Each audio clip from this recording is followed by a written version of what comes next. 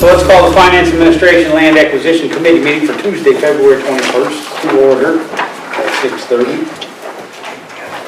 Can we get a review of the minutes from January 17th?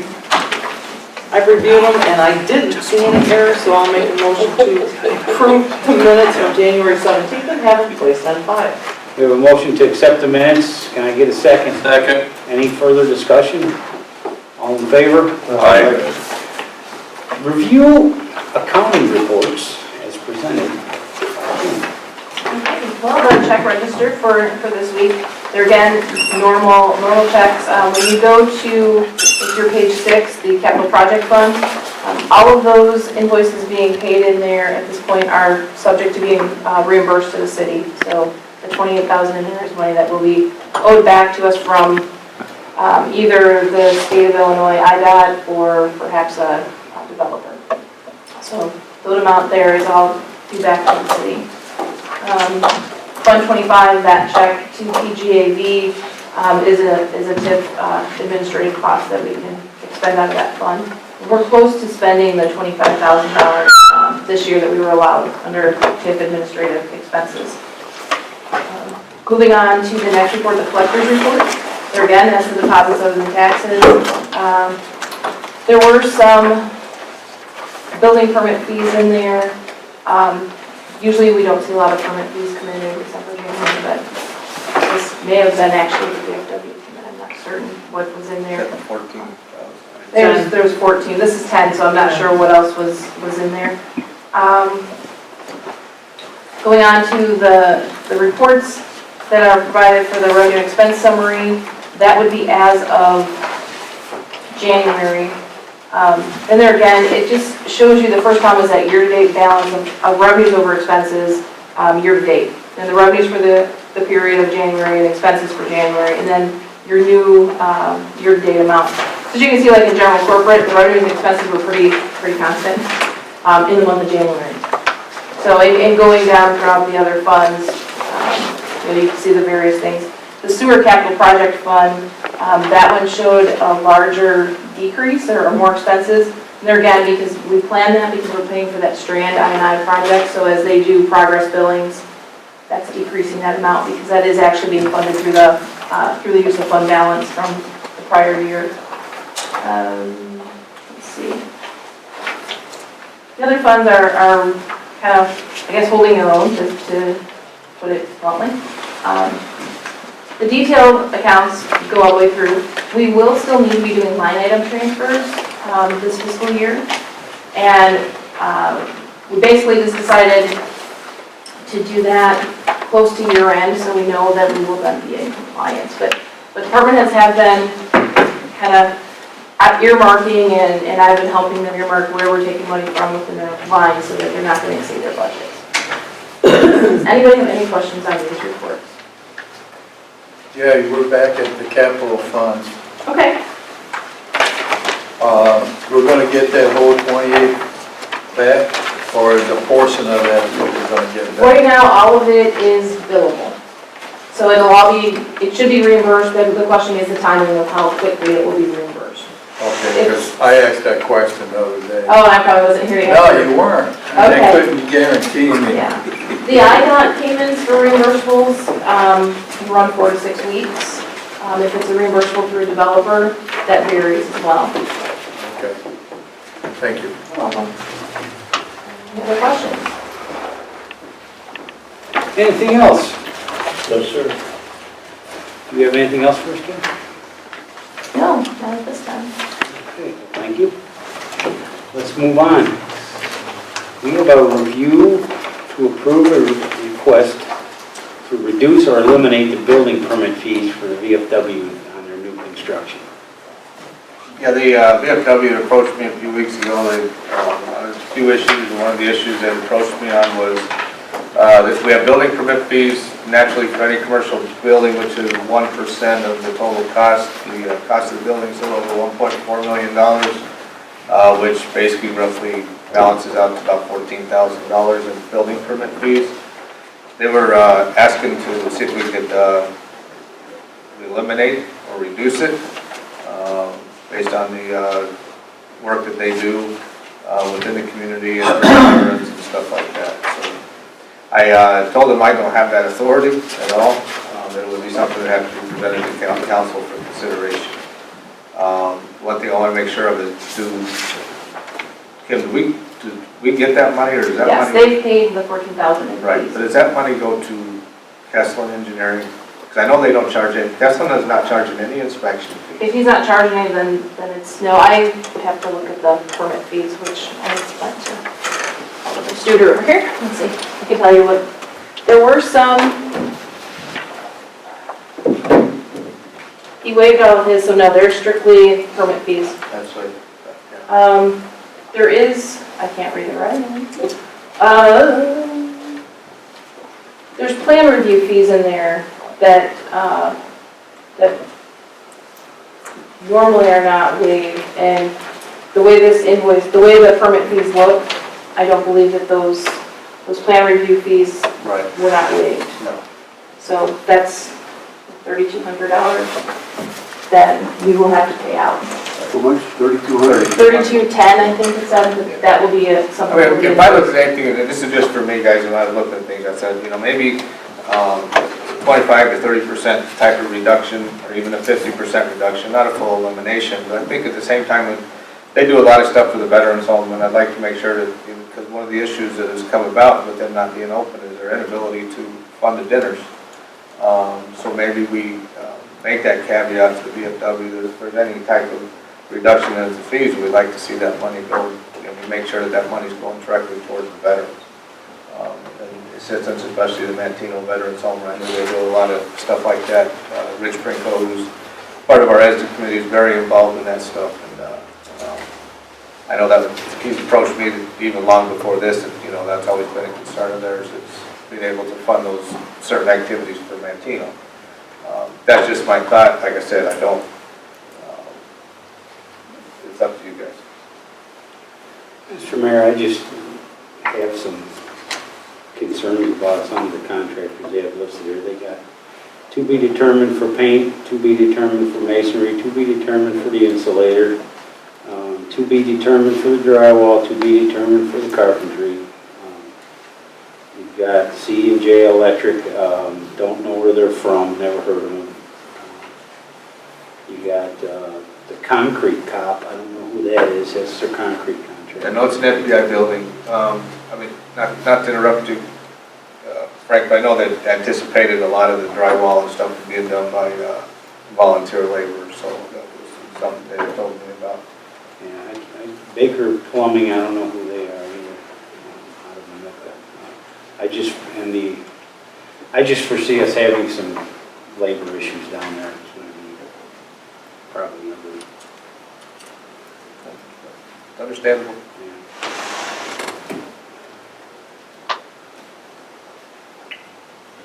So Cuthbert, he waived all his fees. Yes. The only thing Kim's saying is we got $3,210. Colby, did you have anything to do with this? No, I looked at a few things, but there was nothing. I mean, outside of his normal hourly rate, but we did have to jump through a few hoops, so we was missing a few things. I mean, Colby did spend some time on it, just for the simple fact that when it's dealing with the, that's top of foundation,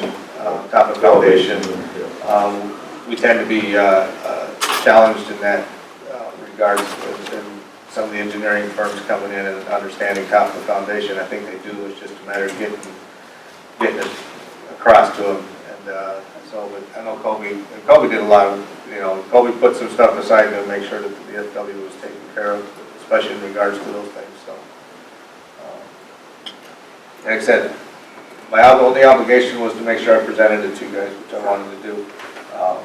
Whether you guys make the decision now or whether you want to make the decision at all or not, that's fine. That's up to you guys. I just don't think we should give them the whole thing. I think we should keep some kind of percentage out. And I understand what all of the students are saying too, but just, there's always, something could come up. And I think, And I don't want to eliminating the entire amount, pocket either. yeah, eliminating the entire amount is probably a little too much. And that's why, that's why I put reduce.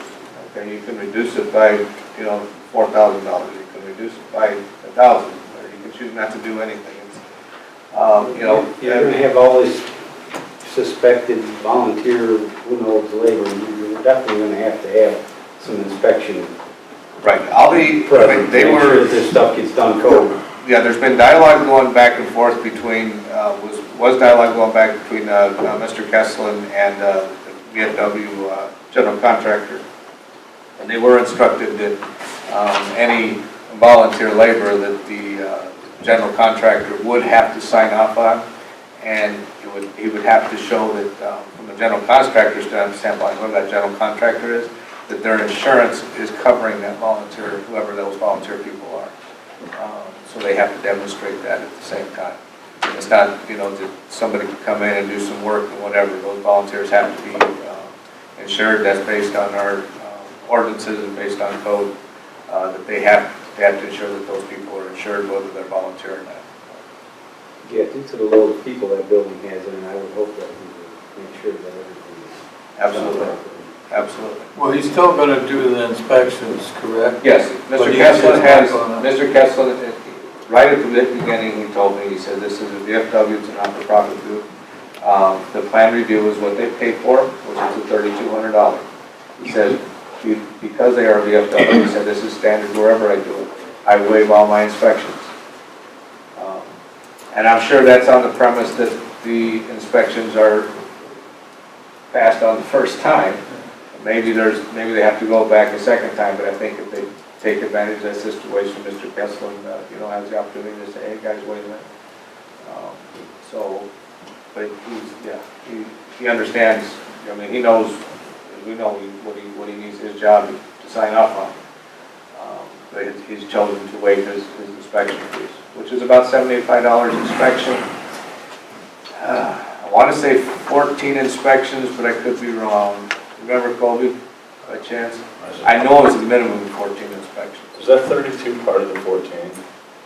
Yes. Yes. Okay, so, Yes. so it's more like 11 if we don't, Correct. if we leave that to them today.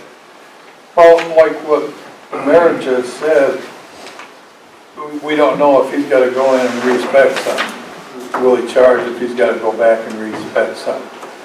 What I would suggest to him is we're considering a reduction in this, but we won't do a reduction in it until after the building is done that met all the requirements. Then we can guarantee you that, yeah, we're gonna reduce it, but. That's not a bad idea. Even if you put, let's say $5,000. Okay, let's say you chose to reduce it by $5,000. We basically have to instruct, him to make sure that that money's set aside, but that money won't become reimbursable until upon completion and occupancy is maintained. That's not a bad idea either. It ensures their compliance, ensures that there's no lingering issues. If there tends to be labor issues, that's something that we can take under consideration when completion hits. So, and there's a lot of ideas, and that's what I wanted to make sure. They came to me in my office. I told them I don't have the authority. I should have had them come here and present it to themselves. I told them I would present it to them for them, and they still may come at the next meeting or whatever. That's it's up to them. But I wanted to make sure you guys were aware of it. Would that work for you guys? What the mayor said? I like that idea. I'd like to eliminate the whole thing myself, but. Well, we have expenses on there. How many properties, how many plots did we waive for growth?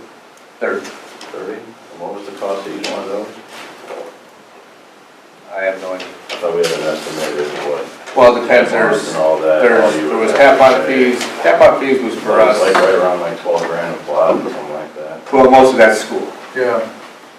There may be 1,600 of it that's the cities, the rest of it's everybody else. If they're gonna have to pay any extra, I don't see why a bill would come to us if they have to inspect it again, if he has to bill people, so I don't see why we can't just waive it all, but. I don't see us getting caught paying anything, and This if it's is only 14 grand, it's not like we're beating down the door to, rebuild this city. This is total review, this is nothing that has to, that there's a timeline on it or anything. Roger If you that. guys want to sit there and mull it over and possibly bring it up at the next finance meeting, it's up to you guys. That's my opinion. Do we know when they're gonna start this project? No, I talked to them yesterday actually, and they're still dealing with the insurance. They know that there's a semi park there that's got some of the equipment in there, they have to have that inspected before they can determine whether it can be disposed of or not, or reclaimed. And then the next phases are trying to, still waiting on the release of the funds from the insurance company, so. Well, they already paid this already, Yes, the permit. they've already paid the building permit fee. Says paid December 22nd. Yeah, so that shouldn't hold them back. Once their insurance lets them go, then they could probably start, then, you know, like you said, we could probably next month sit down and determine what, you know, we could all discuss about what we want to do on that case. Yep. And then go from there. You wanna Show it. table it till? Well, really, yeah, you don't have to make any recommendation other than say, you know, we can put it on next month's agenda. Yeah. Okay, very good. Let's move to next month's agenda and let's move on. And that way we could all think about what we want to do. All right, very good. Last item here before public comment is review and approve resolution number 2017-03, a resolution for temporary loan between city funds.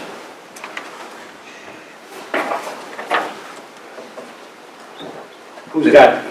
Who Well, wants to basically, explain what we this? discussed, this is the situation with Gulf Lands and the acquisition of the property on South Island. With the reallocation of funds, we Yeah, basically have, to move it. as we made the motion last meeting, we have to do a resolution to approve the reallocation of funds. So we're looking for a motion to send the full council Right. to reallocate the funds, and those funds are in place from the deposit that was made. Yes. And we determined where we were going to take those funds from. That's the $400,000 from Coal Lodge sale. We don't have an immediate need for that, but we do want to replenish that as quickly as we can. As development progresses up in that area, we have to move forward on water improvements, and that's the intended use of the monies. Okay. Looking for a motion to send to full council the resolution